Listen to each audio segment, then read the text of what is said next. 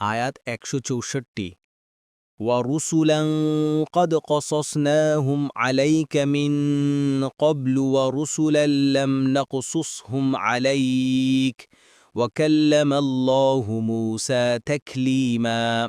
অনুবাদ, আর অনেক রাসূল যাদের বর্ণনা আমরা আপনাকে পূর্বে দিয়েছি এবং অনেক রাসূল যাদের বর্ণনা আমরা আপনাকে দেইনি, এবং অবশ্যই আল্লাহ মূসার সাথে কথা বলেছেন। তাফসীর ১ নং ফুটনোটের বিবরণ। এ আয়াতে নূহ আলাইহিস সালামের পরে যেসব নবী রাসূল আগমন করেছেন তাদের সম্পর্কে প্রথমে সাধারণভাবে বলার পর তন্মধ্যে বিশিষ্ট ও মর্যাদা সম্পন্ন কয়েকজনের নাম বিশেষভাবে উল্লেখ করা হয়েছে। এতে বোঝানো হয়েছে যে এরা সবাই আল্লাহর রাসূল এবং তাদের নিকটও বিভিন্ন পন্থায় ওহী প্রেরিত হয়েছে। কখনো ফিরিশতাদের মাধ্যমে ওহী পৌঁছেছে, কখনো লিপিবদ্ধ কিতাব আকারে এসেছে, আবার কখনো আল্লাহ তাআলা রাসূলের সাথে পর্দার আড়াল থেকে কথোপকথন করেছেন। যে কোনো পন্থায় ওহী পৌঁছক না কেন তদানুযায়ী আমল করা মানুষের একান্ত কর্তব্য।